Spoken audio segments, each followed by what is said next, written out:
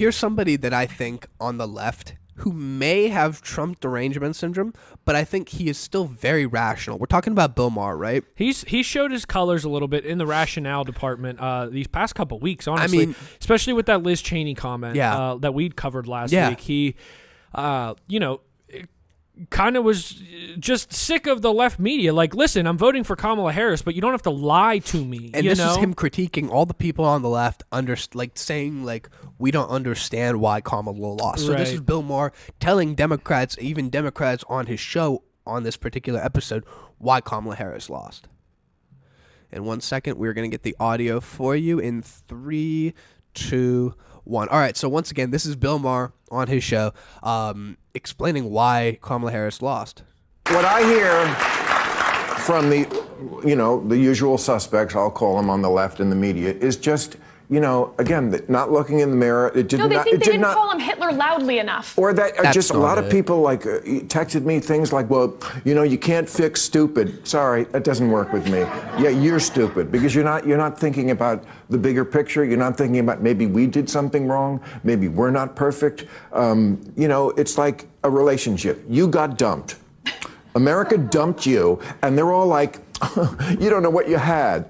Yes, they do. That's perfect. They know what they had, and what they're saying is, we know what we had, and you're a mess.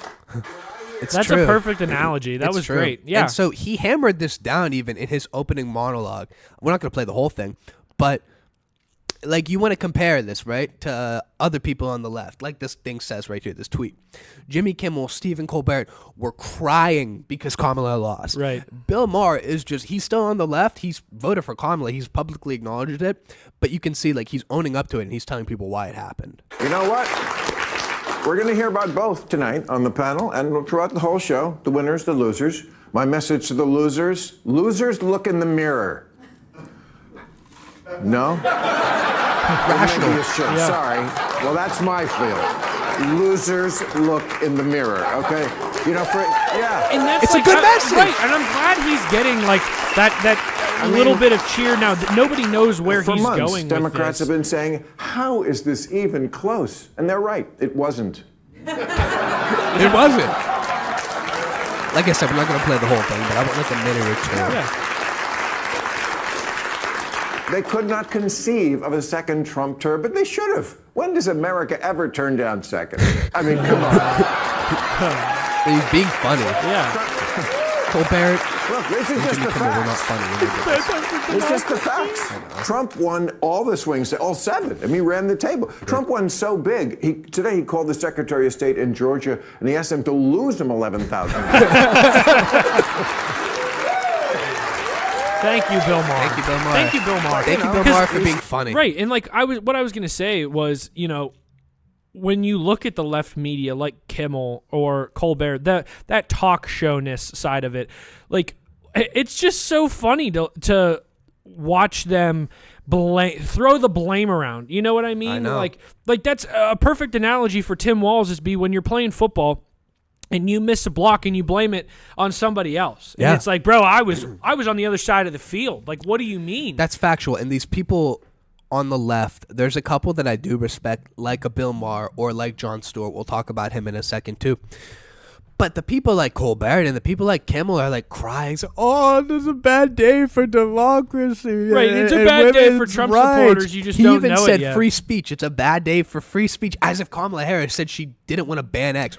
You know what I mean? Dude, I had so many, when you're going through your Instagram stories and whatnot, and all the liberal women are mixed in with all my Republican beautiful women out there, you're skipping through and you're like, oh, Republican woman, thank you for sharing, all this stuff, all my Republican friends, whatever, thanks for sharing this. I'm sure there's beautiful liberal women, but I haven't found any. No.